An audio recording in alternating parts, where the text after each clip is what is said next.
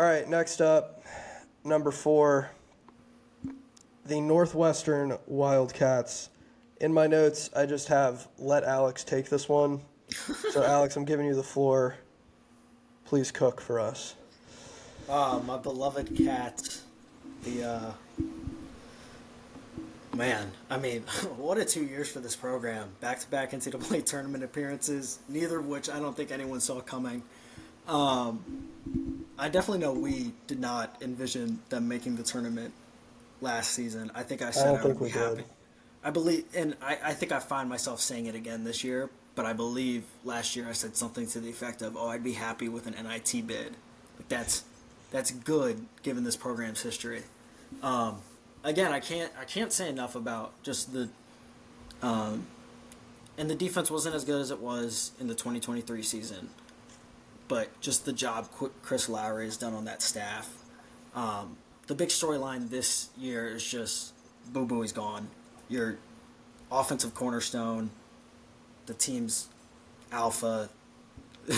I mean, I know Northwestern fans argue about whether he's the greatest player in program history. I know a lot of people outside of it would say just build the statue now, hang the rafter. No one should ever wear zero again. Um, Hang the jersey, but yeah, it's it's tough. Like this is a team that shot 30, I believe 39% from three last year. That was top 10 in the country. Um, you lose Ryan Langborg. Obviously, talked about losing Bowie. It it's interesting because you kind of you saw the team without you saw them like crawl into the NCAA tournament without Barry. Nicholson was hurt. I mean, there was no reason that team should have been playing FAU, but they were, and so the main storyline this season is, I mean, what that offense was so reliant on kind of just we talked about Zach Edey's gravity, but there's definitely not another program in the Big Ten replacing like a bigger piece than Northwestern and Boo Booey besides Purdue probably. Maryland, Um, but continue. Maryland, okay. Maryland can join that conversation. Yeah, yeah, yeah, Um, yeah. but yeah, I know my favorite thing I'm looking forward to this season is watching Brooks Barnheiser booty ball. I really hope they lean into that and just kind of run the offense through him with kind of Barry and Leach off ball, just running around the bevy of back screens that they will set for shooters. I'm extremely high on KJ Wyndham being able to produce as a freshman. I think I heard I heard from somebody close to the program say that he is the team's best shooter, so I will lean into that heavily. You get obviously you get Ty Berry back. Uh, Matt Nicholson is one of the better rim protecting bigs in the conference. Um, yeah, it is an incredibly unproven team outside of that kind of big three of Braunheiser, Berry, and Nicholson. Um, can Leach go from Fairfield to the Big Ten and make that transition? Because I think Northwestern is going to need him to average like 12 a game. Um, are the Cats going to see more from Luke Hunger? Does Keenan Fitzmaurice eat into those minutes at all at center? I don't really know. Um, can Justin Mullins provide something after kind of just being lost in his first season in the Big Ten after transferring from Denver? So there are a lot of questions.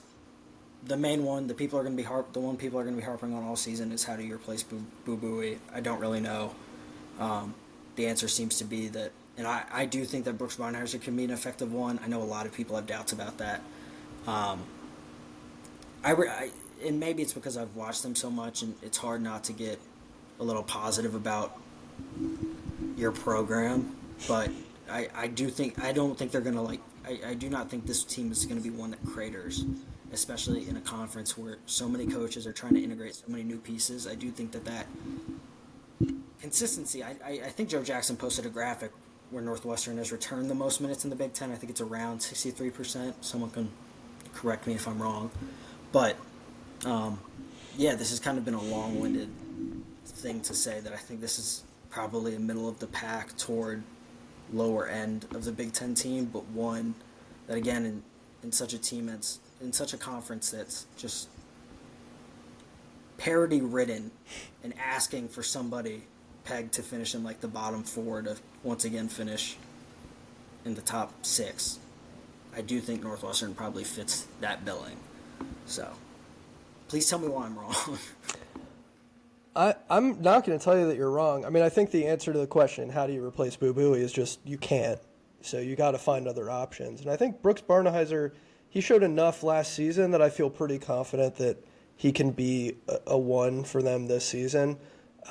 They will need Jalen Leach to provide some semblance of just something playing the one. Yeah.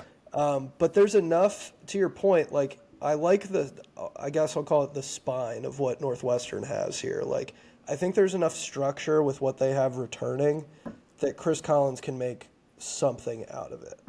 Now, what that something is, I don't know. Most people have this team pegged as like a seller of the Big Ten type of team. I wouldn't necessarily go that far because I think there's enough here.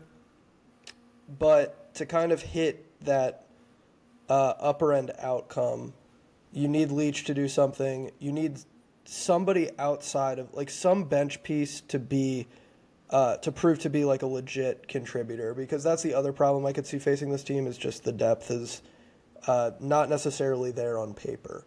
So I think defensively they'll be fine. Offensively, we'll see what it looks like. I think Brooks Barnhizer booty ball would be very, very fun, and I do hope that is what Collins ends up going with, especially because, yeah, it might take some time for Leach to feel his way through the Big Ten. So I see the vision with Northwestern. I can't believe Go I ahead, forgot to mention Yeah, the one and only Nick Martinelli, who of seemingly course. Yeah. opponents don't read the scouting report that their coaches lay out to, because that guy only gets to his left hand, and yet he can always do it. Whether he's driving left or right, he will get turned back over his shoulder and just literally plop up the float. It's kind of inexplicable. It truly is an art form, the way he's just able to like lift shots over flailing 6'10" to 7'1" centers in this conference, just amid a melee of bodies and in the paint. But yeah, I don't know. I do think the lineup, and again, Chris Collins from the Coach K tree, running with the short rotation. Barnhizer and Barry each logged, I think, 36 plus minutes last year when they were both healthy. Like, I think that's the expectation again, unless this team is truly deeper than I think they are. And so, yeah, I do think the center spot is going to be a little more rotation based, but yeah. Sure. All right, great. That's Northwestern.